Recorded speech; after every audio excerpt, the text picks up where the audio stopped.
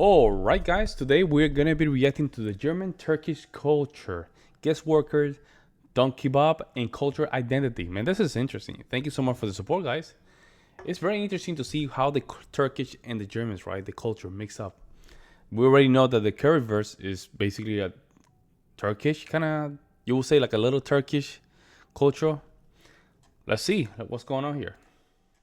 German culture, I also discovered things about Turkish culture, like bustling fruit markets, shisha bars, or cars honking loudly in a procession after a wedding.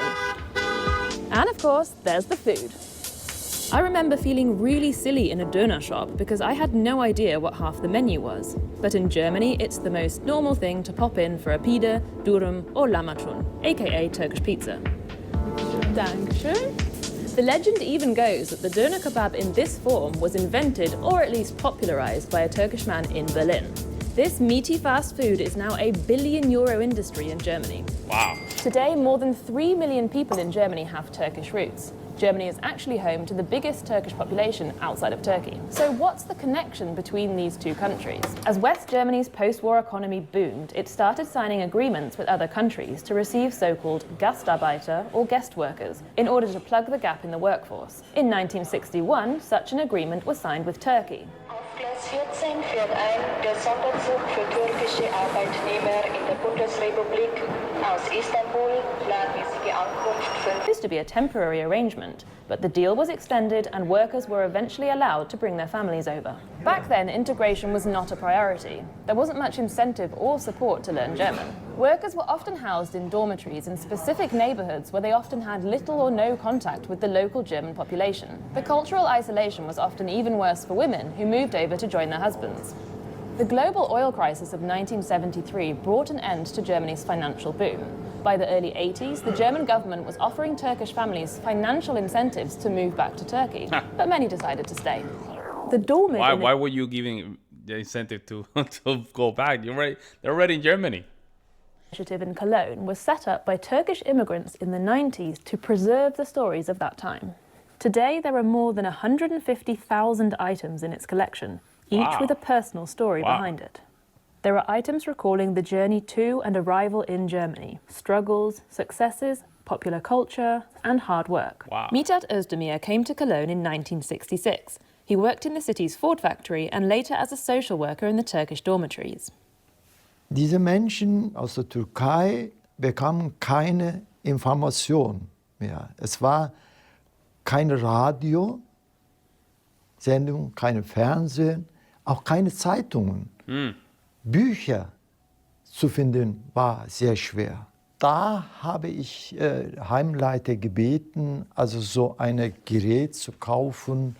Jetzt musste ich erst den Film so zeigen, dass bis auf der Straße war alles voll. Und viele Menschen erst einmal nach Monaten, vielleicht auch nach Jahren, einen Film gesehen haben über die Türkei mit Türkischsprache. Ich habe dazwischen auch welche gesehen, während der Film läuft, weinen. War traurig. Man hat ja Arbeitskräfte gewünscht. Nur Arbeitskräfte, keine Menschen. Sozialwünsche, was denn? Daran hat man nicht gedacht. Wenn man so geplant hätte, hätte man erst gesagt, nein, 3 Monate lange Deutschkurses in der Türkei. Zum Beispiel. Das ist noch heute irgendwas drin. Das ist weitergegeben. Das ist noch in unsere Gene irgendwie eingearbeitet. Wir halten uns zurück. For decades, the German government didn't allow dual citizenship for Turkish nationals. Today, some 2/3 of adults with Turkish roots in Germany don't have a German passport and therefore can't vote. Wow, really? Wow, really? I did not know. That's great. Well, that's there we go. Understandably, people who've grown up with these two cultures have often had to deal with conflicting feelings about So they're not German citizen, I guess? Then this is crazy. Their own identity. In Germany, they might be dismissed as Kanaken, a derogatory term for foreigners. But in Turkey, they might be called Almanci, a derogatory term for Turks who have supposedly been Germanized.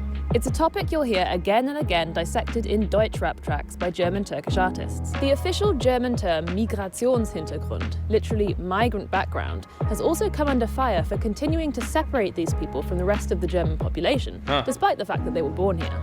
Interestingly, since the 2000s, the migration pattern has shifted. In some years, more people moved from Germany to Turkey than the other way around. Some of those leaving Germany are third or fourth generation German Turks who grew up here and speak German as their first language. Studies have shown that these younger generations are feeling a growing sense of connection to the country of their grandparents. Wow. Ich glaube, die stellen sich das Leben so vor, wie wenn die einfach dahin reisen, um Urlaub zu machen. Aber es ist dann in Wirklichkeit nicht so. Und ich kenne auch viele, die dahin gereist sind, also die da ausgewandert sind. Really? People moving to Turkey? That's crazy. From Germany, man. Don't you have a better lifestyle in Germany?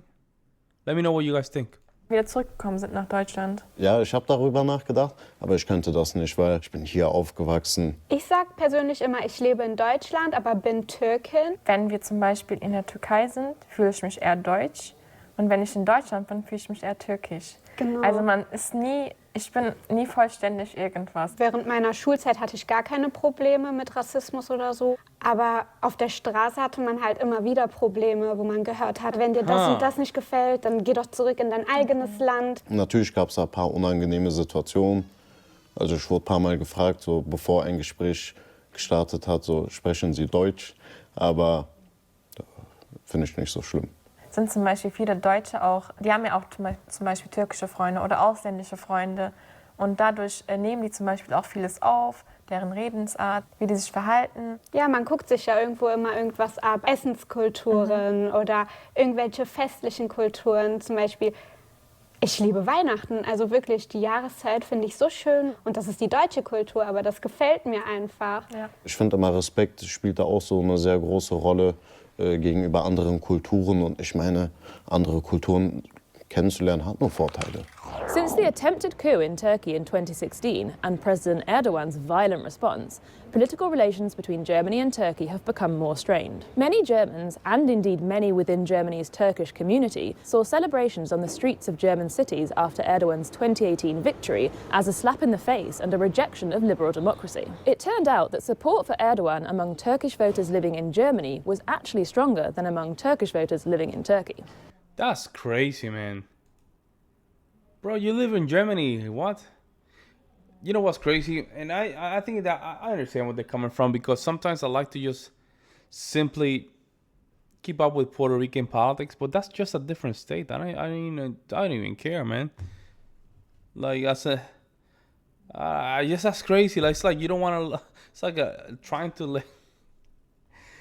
to. You're still thinking about your old girlfriend. You don't want to let it go, bro. Like, if you're Turkish, man, you want to go back, you go back. But at that point, if you're Germany, so you have to decide. You have to decide what you really want to do.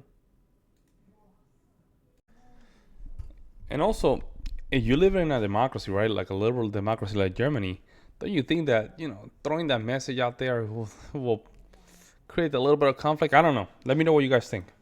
Religious tensions were heightened when Germany's then Interior Minister said Islam does not belong to Germany. Damn. Soon after, the state of Bavaria passed a law making it compulsory for all public buildings to display a Christian crucifix. Damn. Studies in Germany have shown that having a Turkish-sounding name can put you at a disadvantage in the classroom, in the queue for a club, in the job application process, or in the hunt for a flat.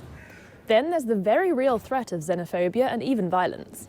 In 2020, a right-wing extremist in the small city of Hanau murdered 10 people, including victims with Turkish and Kurdish roots, in a racially motivated attack. From 1998 to 2011, migrant communities were repeatedly targeted by the NSU neo-Nazi terror group.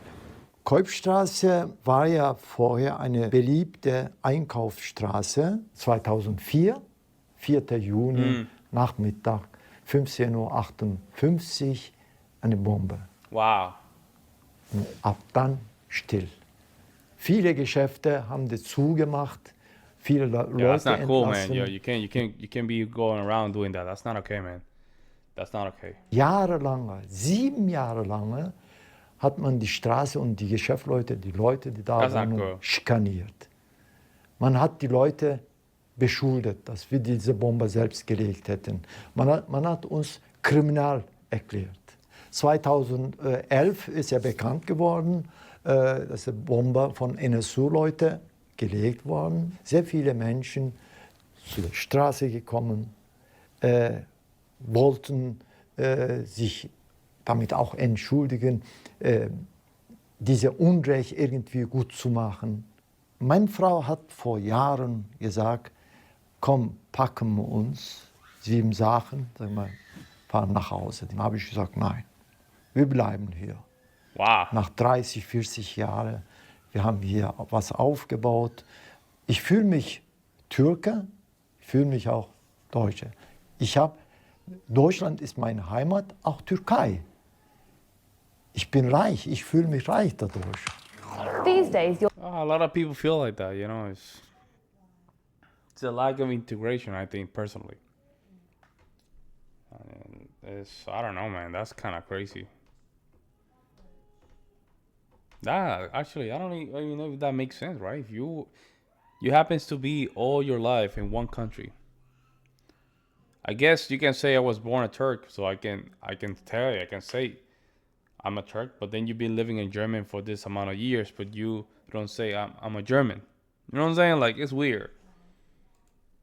You'll hear young people with and without Turkish roots using words like tamam or valla in the middle of German sentences.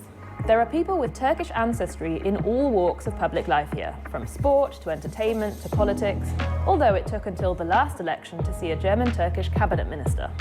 For me, lots of Turkish things belong to my image of Germany, just like the ice cream cafes you'll find on almost every corner, There you which go. came courtesy of the Italians. But of course, for the people who belong to both the Turkish and German cultures, it's a lot more complicated than that. Oh, that's I'd like nice. to give a shout out to our viewers in Turkey. Thanks for watching, and I look forward to hearing what you all think of this topic in the comments. Yeah, it's a good topic, man. Let me know what you guys think. That's very interesting. What do you guys think? Do you guys see a lot of Turkish culture, not only your food, but all over Germany? I would like to know. That's a very interesting topic. Let me know what you guys think. I will see you in the next one.